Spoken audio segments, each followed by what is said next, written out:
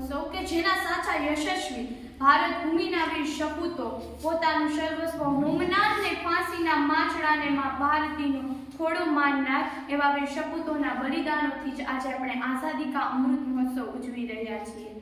આંખોમાં અપાવી અશ્રુઓ શહીદો સદા માટે સૂઈ ગયા, આંખોમાં અપાવી અશ્રુઓ શહીદો સદા માટે સૂઈ ગયા, મરદાની લડાઈઓ લડીને દેશને આઝાદી અપાવી ગયા, આઝાદી અપાવી ગયા।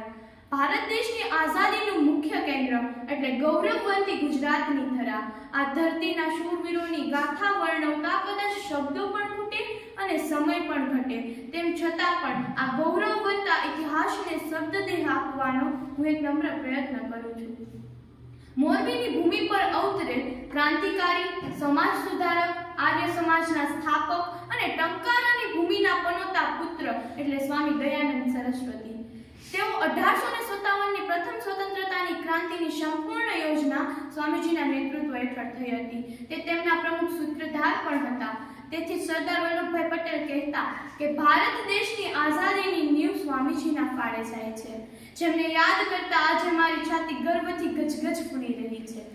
શ્વેત ક્રાંતિની ગંગોત્રી, રાજપુરુષ, લોહ પુરુષ, ભારતના ભાગ્ય વિધાતા આવા તો અવગણ્ય વિશેષણોથી નવાજીએ તો શબ્દ એ ઓછા પડે અને સમય પણ ટૂંકો પડે। તેઓ ગુજરાતનું ઝવેર રત્ન એટલે સરદાર વલ્લભભાઈ પટેલ।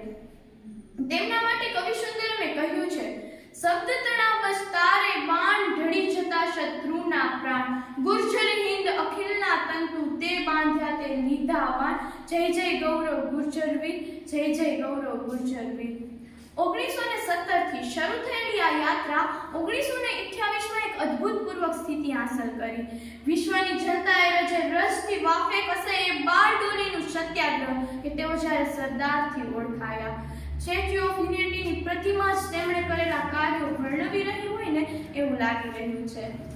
આઝાદીની લડાઈમાં વિદ્યાર્થીઓને જોડવાની હાકલ થયેલ, તેમાં 1942 હિન્દ છોડો ચળવળના પ્રથમ શહીદ વિનોદ કિનારીવાલાને હું કેમ ભૂલી શકું। તેમના માટે મને એક પંક્તિ યાદ આવી રહી છે, દિલમાં દેશદાજ લઈ બંદૂકથી ખેલતો યુવાન જોયો, દિલમાં દેશદાજ લઈ બંદૂકથી ખેલતો યુવાન જોયો, મૂછોનો દોર પણ ફૂટ્યો ન હતો અને દેશદાજ કુરબાન જોયો, માં ભૂમકાજ રણમાં રણવીર જોયો, શહાદત શોકમાં બદલતી હશે ક્યારે, સામી છાતીએ ગોળી ઝીલતો જોયો, ગોળી ઝીલતો જોયો। જેના રાષ્ટ્રધ્વજની આન બાન અને શાનને સાચવવા અંગ્રેજોની ગોળી બહાદુરીપૂર્વક પોતાની છાતી પર ઝીલી અને આઝાદીની લડાઈમાં પોતાનું યોગદાન આપ્યું અને તેઓએ રાષ્ટ્રધ્વજની અને આઝાદીની લડાઈ માટે તેઓએ જાણે તેમના અરમાનોથી જાણે ઇન્કલાબ જિંદાબાદ જેવા ગગનભેદી નારાઓથી આકાશ પણ ગુંજી રહ્યું હશે એવું લાગી રહ્યું છે। આઝાદીની લડાઈમાં સ્વાતંત્ર્ય સેનાનીઓના સાથે સાથે સાહિત્યકારોનો પણ કંઈ ઓછો ફાળો ન હતો।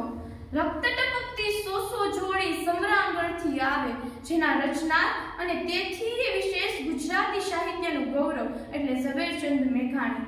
તેઓએ આઝાદીની લડતમાં ભાગ લેનાર સ્વાતંત્ર્ય વીરોને પ્રોત્સાહન આપતું પુસ્તક સિંધુડો લખવા બદલ 2 વર્ષનો જેલવાસ થયો અને જેલને પણ ધન્ય કરી। આવા વીર સાહિત્યોને મારા સતસત નમન। નારી તારા નવલા રૂપને સ્ત્રી શક્તિએ આઝાદીની લડાઈ વખતે સાર્થક કરી બતાવ્યું। જેમ આ સ્વાતંત્રતાના ગર્ભમાં જરા ડોક્યું કરીએ તો ખ્યાલ આવશે કે તેમાં સ્ત્રી શક્તિનો પણ અમૂલ્ય ફાળો છે।